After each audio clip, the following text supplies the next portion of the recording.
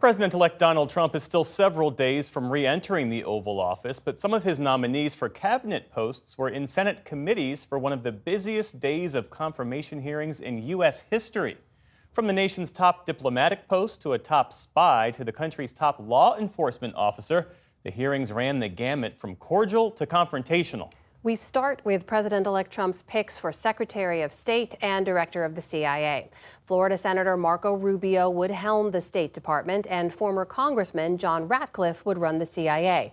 They went before senators on the Foreign Relations and Intelligence Committees this morning.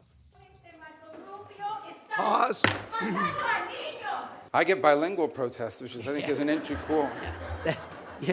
As you know, that's a first here for us, at least in recent times. President-elect Donald Trump's choice for U.S. Secretary of State, Senator Marco Rubio, sailed relatively smoothly through his nomination hearing before the Foreign Relations Committee, on which he served for 14 years. They're welcome to the other side of the dais. On May 27th of 1956, from Cuba.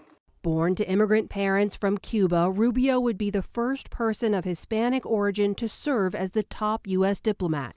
I had the privilege to be born a citizen of the greatest nation in the history of mankind and to be raised in a safe and stable home. And home, he promised, would be the focus, a robust America-first foreign policy. President Trump returns to office with an unmistakable mandate, a strong America engaged in the world, but guided by a clear objective to promote peace abroad and security and prosperity here at home. In the past, Trump and Rubio have clashed. I call him Little Marco. That's what he is. He's Little Marco. And Donald Trump is a con artist. Over time, they found common ground. A past supporter of aid for Ukraine, Rubio voted against last year's supplemental, saying it didn't do enough on southern border security.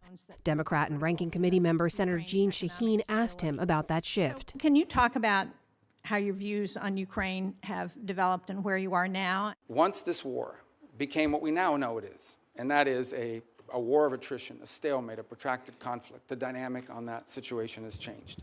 The Biden administration has sent Ukraine more than $60 billion in military aid, vowing to continue that support, quote, as long as it takes. Rubio said that has to change. That is not a realistic or prudent position. I think it should be the official position of the United States that this war should be brought to an end. Rubio also said sanctions on Russia could expand and that Ukraine could get a long-term security guarantee, but did not pledge continued weapons support from the U.S. under a new Trump administration. Mid-hearing, major news in the Middle East. There's been a ceasefire announced in Gaza. And Rubio reaffirmed that their top priority with this deal and going forward is bringing back hostages, when asked by Republican Senator Dave McCormick of Pennsylvania. Do you agree that a permanent ceasefire in Gaza absolutely must include the release of those hostages?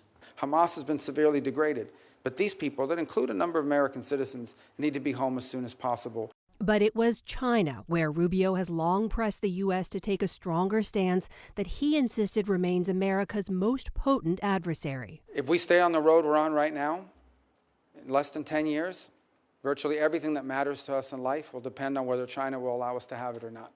Also today, Trump's pick for the director of the Central Intelligence Agency, John Ratcliffe, faced questions from the Senate Intelligence Committee. Democrat Mark Warner of Virginia asked about the potential for political retribution. What assurances can you provide to this committee and to the CIA workforce that you will resist efforts to fire or force out career CIA employees because of their perceived political views or somehow their views of loyalty to the president?